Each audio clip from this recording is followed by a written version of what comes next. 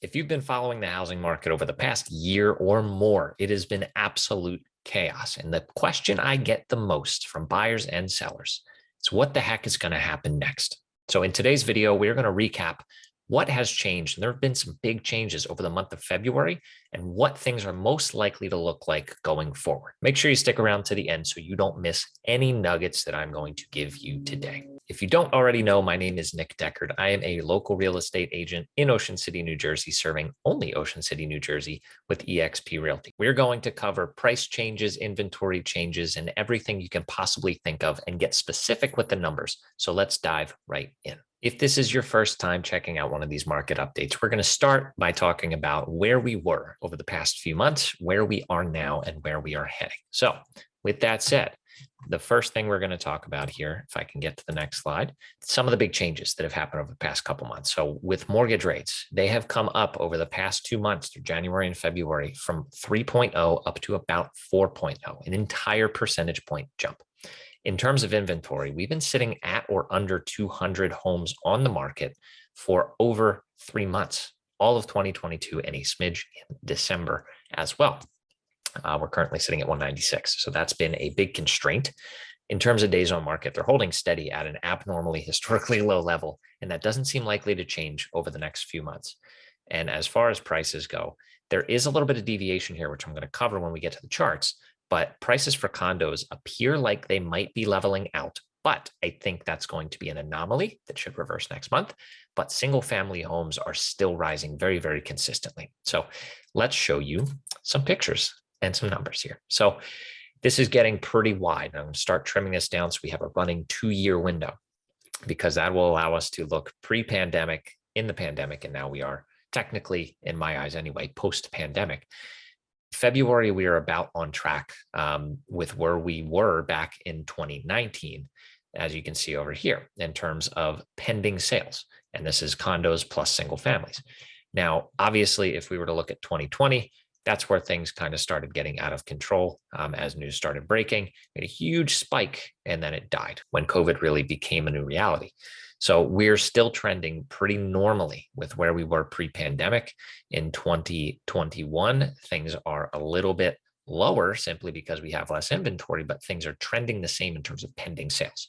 I would be worried here if there was a huge drop off in pending sales, meaning that the market really is slowing down and it's a demand problem, not a supply problem. This to me is still very much a supply problem that's keeping these suppressed. In terms of closed sales, same exact thing.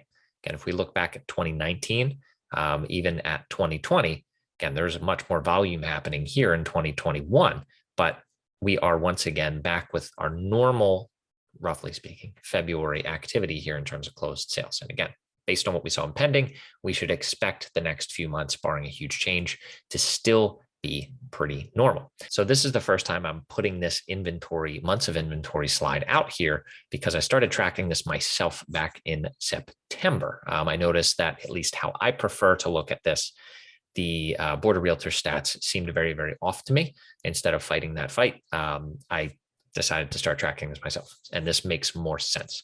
So single family homes, we actually had a spike for the first time, and a pretty material spike in terms of homes on market.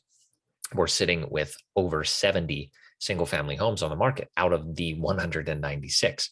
And the reason that that's happening, we're seeing more new construction, and the single family prices are consistently rising as well. So there's a lot of high-end single families out there, beachfronts, gardens, anywhere that you can build a big single family, they're building it, and the prices are high. So that is making it a little bit harder to consume all of the inventory that's out there in the single family market. That said, there's nothing really under $1.2 million. There's only, I think, 5 listings out there under $1.2 million for single family. So cost prohibitive, yes, if that's a word, is definitely factoring in here. Now, in terms of prices, again, you can see this continual rise from 2020 through where we are now. Again, this is the flattened out, non-skewed version, because I track this as a rolling 12-month average, excuse me, versus just a straight shot on a small sample size. So that's still rising. And I don't anticipate that changing in the near term. Single families are effectively viewed like gold on the island. And days on market, again, here we are down here leveling out around 35 to 40 days, and I expect we stay there.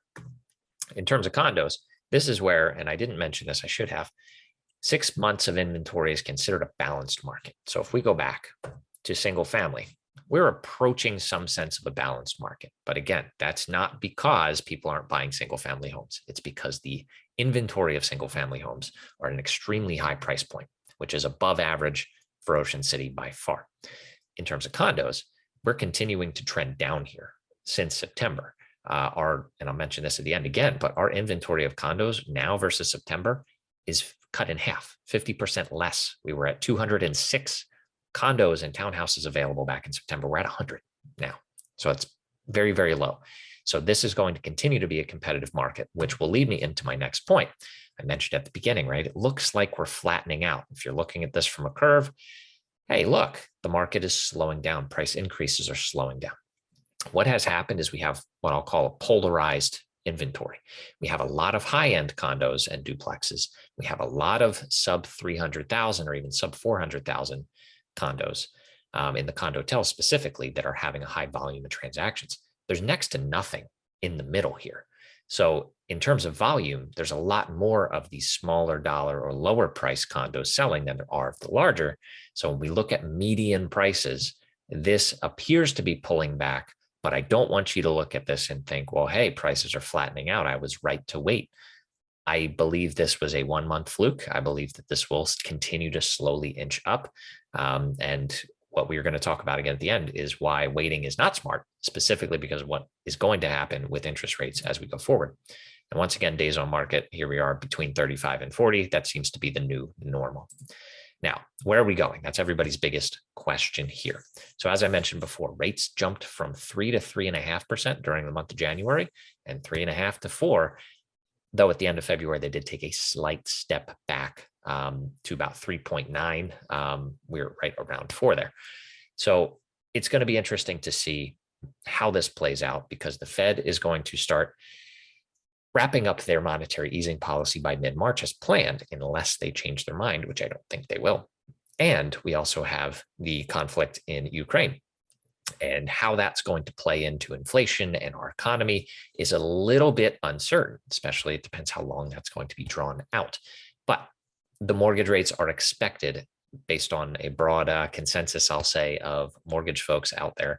They should stay roughly flat through March. I don't know what that month is, MARHC. It's a new one to me, but flat through March. And I believe that they will take another jump in April, specifically for jumbos, but that should be for all loan types. In terms of inventory, again, we had less activity in the pending and closed sales by about, I'll say 10 to 20% over 2019. But I still really believe that that is due primarily to lack of supply. There's not a lack of demand out there. I did ask in a poll in my Facebook group that I have for buyers, tips for buying at OCNJ, where I drop a lot of information about buying here. There is a link down in the description if you would like to join. Most people have been priced out, but there were still more than a handful who had said that they are in the market, they're waiting, they just haven't found the right one. And that coupled with my own anecdotal experience of all of the buyers I'm working with now, the demand is still very, very real. So I do expect, again, as more inventory hits, now that we're in the month of March, the good ones will go quickly. The overpriced ones will still sit a little bit. So this is not a time to sit on the fence, right? With interest rates likely going to spike and prices continuing to go up. We're approaching that point of no return where you risk being priced out if you wait any longer. And I know that has happened to many, many families over the past 2 years. Now, prices.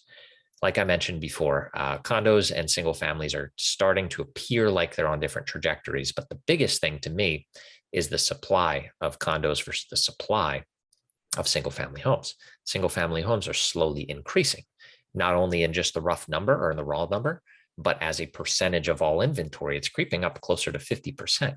And that hasn't happened traditionally, given the fact that we have over 12,000 properties on the island and a large minority, I don't have the stat on this, are actually single family homes. Most, and by most, I would guess it's 70-30 or 80-20, are condos, duplexes, and townhouses. So if we have a 50-50 inventory split of what's actively out there being single family homes, despite them making up a sliver of the whole pie, you can see that things are a little bit out of alignment there. So I do think that prices, again, will continue to creep up in both categories, barring a huge disaster economic collapse throughout 2022. Again, we did get an injection of uncertainty with everything going on in Ukraine. We don't know how that's going to play out. So it is something certainly to keep an eye on. I know I will be as well. And days on market, I'm going to wrap this up nice and short and sweet. It's likely going to stay where it is or drop slowly and stay between that 35 to 40 days for the foreseeable future, simply because, again, everybody really wants a piece of paradise here if they can afford it and if it makes financial sense to own a second home here. So I would anticipate anytime there's a good deal or a halfway decent value, it's going to get gobbled up very, very quickly. So I hope you found this helpful. My contact information is here below. If you do have any questions, drop them down in the comments, or you can reach out any of these ways directly. And I would love to chat with you, be a sounding board, and help you make this happen. So thank you for spending some time with me today. And I look forward to seeing you on the next video coming out on Thursday.